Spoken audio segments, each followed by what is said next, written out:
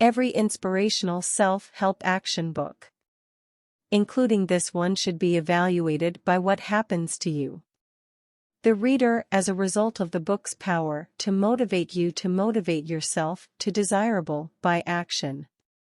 This standard success through a positive mental attitude is reputed to be one of the outstandingly successful inspirational self-help action books of this century.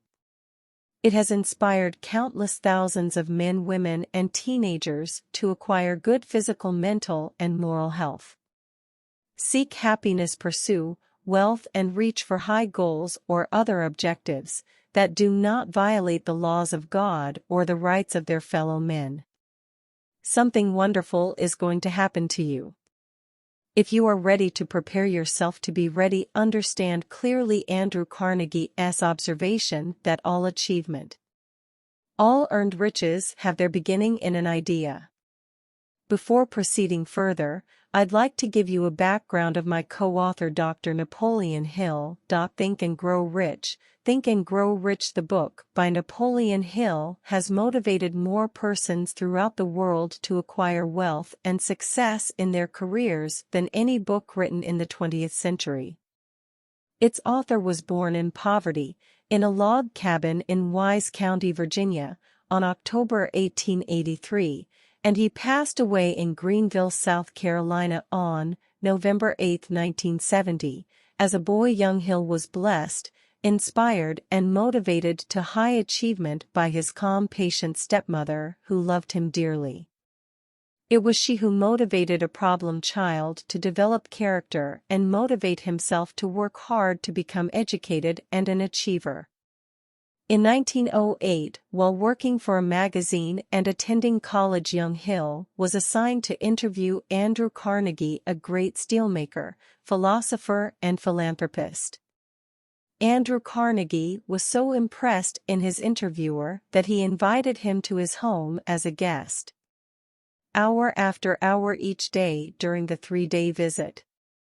The two men discussed philosophy. The elder romanced the lives of philosophers and the impact on their philosophy that had on world civilization to the younger, who listened with the rapture.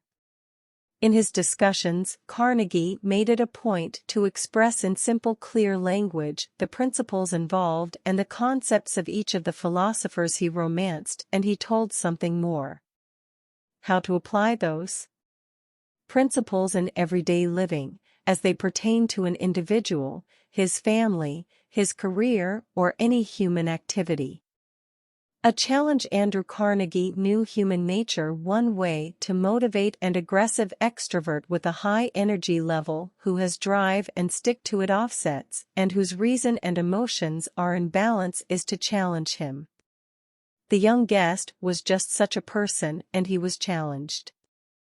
I was there in the climate of this great nation whereby I, a foreigner, can build a business and acquire wealth, or anyone can achieve success. Past Carnegie and before Hill could answer, he continued. I challenge you to devote 20 years of your life to the study of the philosophy of American achievement and come up with an answer. Will you accept? Yes, was the quick response. Andrew Carnegie had an obsession. Anything in life worth having was worth working for. He was willing to give the young author his personal time to consult with him, and letters of introduction to the outstanding Americans of his day, and to reimburse him for any necessary out-of-pocket expense such as traveling to interview people, but it was clearly understood that Napoleon Hill would have to earn his own livelihood. In the following 20 years, Hill interviewed over 500 successful men. Among them were Henry Ford, William Wrigley Jr., John Wanamaker, George Eastman, John D. Rockefeller, Thomas Edison, Theodore Roosevelt, Albert Hubbard, J. Ogden Armour, Luther Burbank, Dr. Alexander Graham Bell, and Julius Rosenwald, and Hill earned his own livelihood by applying many of the principles he learned from Carnegie and the men he interviewed. And in 1928, he completed the 8 volumes of The Law of Success.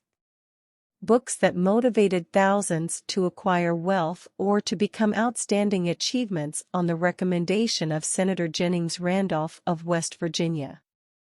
Napoleon Hill became an advisor to two presidents of the United States, Woodrow Wilson and Franklin D. Roosevelt. He influenced certain decisions they made that affected the course of American history. When exactly 20 years after the interview with Andrew Carnegie, The Law of Success was published.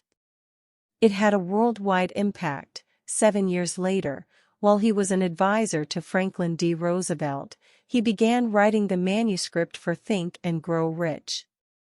It was published in 1937. More than 10 million people have read the book. A profitable discovery. In 1937, Think and Grow Rich was given to me by Maurice Vickers, a well-known sales executive, sales counselor, and lecturer.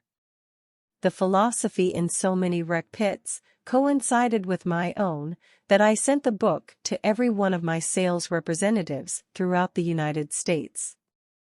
At that time, I owned and operated Combined Registry Company, a national sales organization that specialized exclusively in the sale of accident insurance.